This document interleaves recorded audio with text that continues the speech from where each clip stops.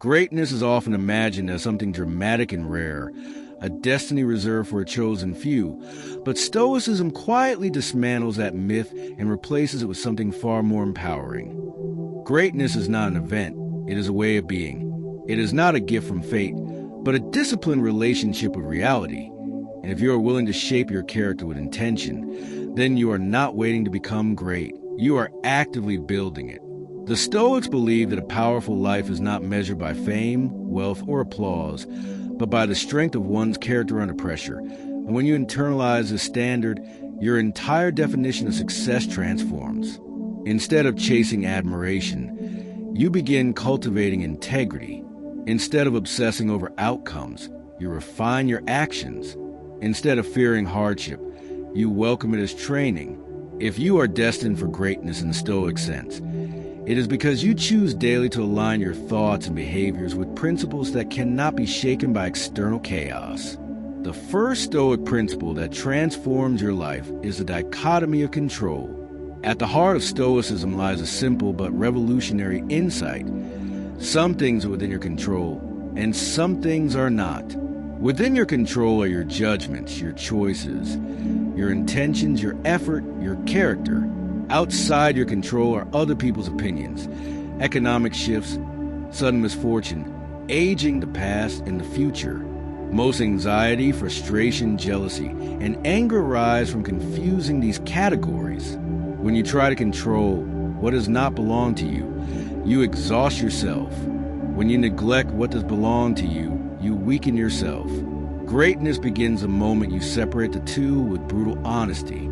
Imagine how much mental energy is wasted worrying about how others perceive you, replaying conversations, fearing rejection, predicting failure. None of these lie within your authority. What does lie within your authority is how well you prepare, how honestly you speak, how consistently you act. Once you redirect your focus inward, toward effort rather than applause, you experience a strange freedom. Pressure decreases because you're no longer attempting to manipulate uncontrollable variables. You become calm not because life becomes easy, but because your attention is disciplined. This principle alone can transform productivity, relationships, and self-confidence. When criticism comes, you evaluate it rationally instead of emotionally. If it contains truth, you improve. If it does not, you discard it. When plans fail, you adapt instead of collapse. You stop asking, "Why is this happening to me?" and start asking, "What is the best response available to me right now?" That question is the foundation of Stoic greatness. The second Stoic principle is voluntary responsibility. Stoicism rejects the victim mindset entirely. This does not mean denying injustice or pretending circumstances are always fair. It means recognizing that your response is always your responsibility. Blame feels satisfying in the short term, but it steals long-term power. The moment you blame others for your emotional state, you surrender control. When you say, "They made me angry," you imply helplessness. The Stoic reframes it, "I chose anger in response to their behavior." This subtle shift restores authority over your inner world. Responsibility is heavy, but it is empowering. If your reactions are your responsibility, then they are also adjustable. If your habits are your responsibility, they are trainable. If your discipline is your responsibility, it is buildable. Greatness demands ownership. Every evening, you can review your day and ask, where did I react impulsively? Where did I avoid effort? Where did I act with courage? This reflection is not self-criticism, but self-refinement. The Stoics practice nightly review precisely because transformation requires awareness. Without awareness, patterns repeat unconsciously. With awareness, change becomes deliberate. Taking responsibility also means abandoning excuses. You may not control your starting point, but you control your direction. Even if your circumstances are limited, your attitude is not. Even if resources are scarce, your effort can still be maximal. This mindset creates unstoppable momentum because progress no longer depends on ideal conditions. You act regardless of comfort. The third Stoic principle is disciplined perception. Events themselves are neutral. It is your interpretation that colors them.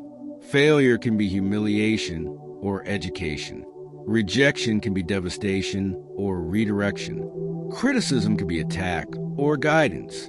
The Stoics trained themselves to question first impressions because the mind often exaggerates. When something goes wrong, the immediate thought may be, "This is terrible. Everything is ruined." But is it truly everything? Or is it one obstacle within a larger path? Disciplined perception requires pausing before labeling events as catastrophic. It demands that you separate facts from narratives. The fact may be you lost a contract. The narrative may be you are incompetent and your future is hopeless. One is objective. The other is interpretation. When you control interpretation, you control emotional intensity. This does not eliminate pain, but it prevents amplification.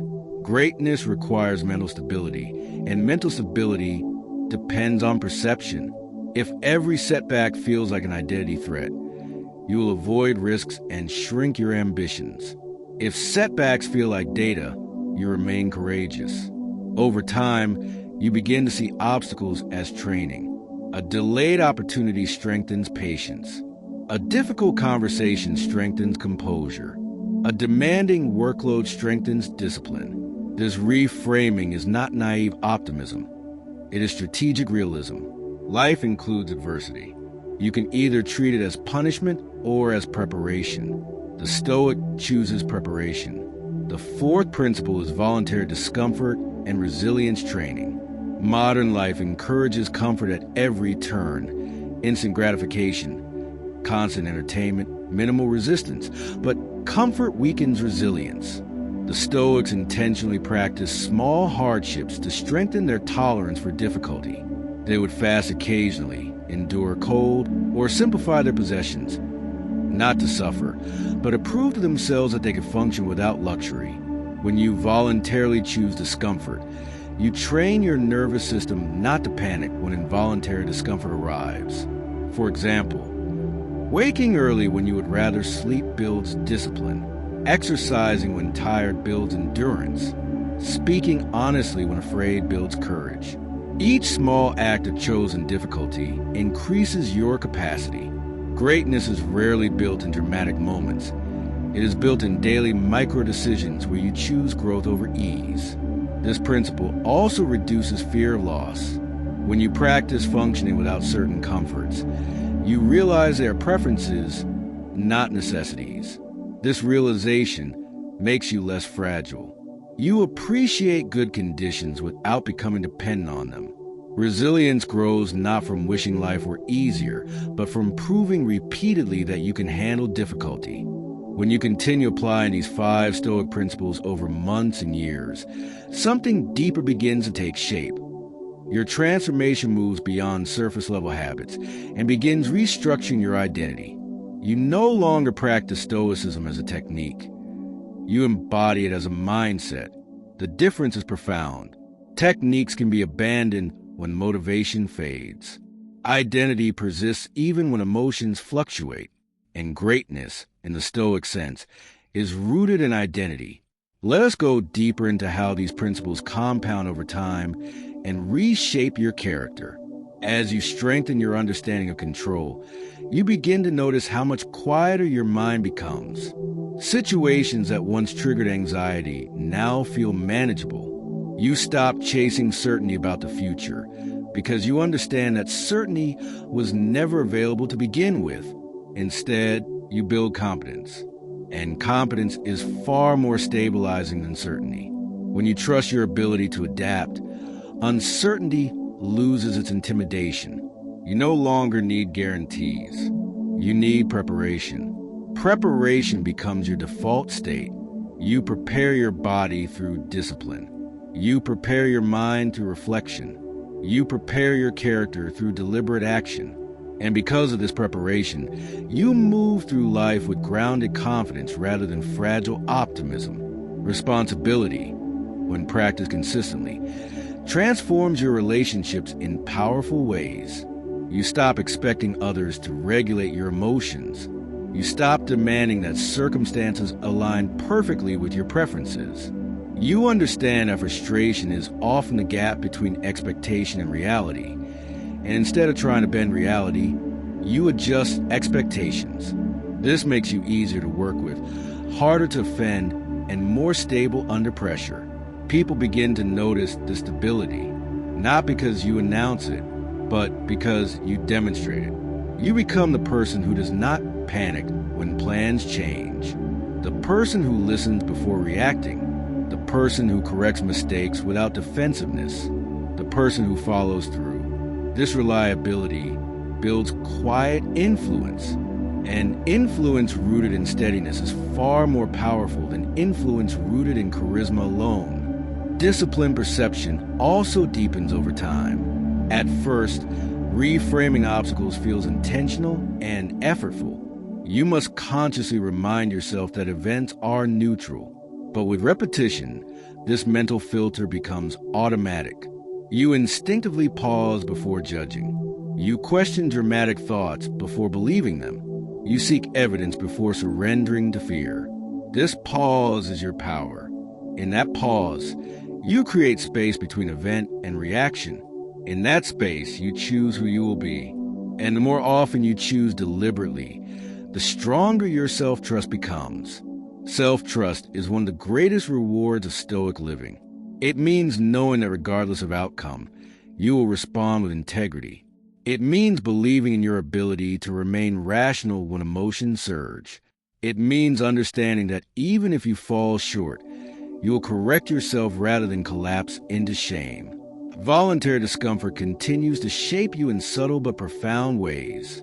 Each time you choose discipline over ease, you reinforce an internal message. I am capable of doing hard things. That message accumulates evidence. Over time, it rewrites your self-image. You stop seeing yourself as someone who needs perfect conditions to succeed. You see yourself as someone who adapts. Adaptability becomes your competitive advantage. When others avoid challenge, you lean into it. When others complain about difficulty, you treat it as training. When others fear failure, you see feedback. This mindset dramatically increases opportunity. Why? Because many people retreat at the first sign of resistance. If you remain steady where others withdraw, you automatically stand out. Yet Stoic greatness is not about domination. It is about internal alignment. This is where the devotion to virtue becomes central again. Without virtue, discipline can become ego-driven. Resilience can become coldness. Confidence can become arrogance. Stoicism guards against this by constantly asking, is this action wise? Is it just? Is it courageous? Is it disciplined? These questions refine ambition. You stop chasing success that compromises integrity. You stop envying achievements that require dishonesty. You stop measuring your worth by comparison. Instead, you measure your life by alignment. Are your actions consistent with your principles? Are your decisions guided by reason rather than impulse? Are you treating others fairly even when it costs you? This alignment creates deep internal peace. And peace, contrary to popular belief, does not weaken ambition. It strengthens it. Because when you are not distracted by insecurity or resentment, your energy becomes focused. Focused energy produces exceptional work. Another transformation occurs in how you experience setbacks. In the past, failure may have felt like an indictment of your identity. Now it feels like data. You analyze it without self-attack. You adjust strategy without self-pity. This emotional neutrality toward failure dramatically accelerates growth. You are willing to attempt difficult things because the cost of failure is no longer psychological devastation. You become bold not recklessly, but rationally. The awareness of mortality also deepens your urgency in a healthy way. Knowing that time is limited sharpens priorities. You stop procrastinating on meaningful action. You stop postponing difficult conversations that require honesty. You stop wasting excessive time on trivial grievances. Mortality becomes a clarifying lens. What truly matters? What kind of person do you want to become before your time ends? What actions today align with that vision? These reflections eliminate distraction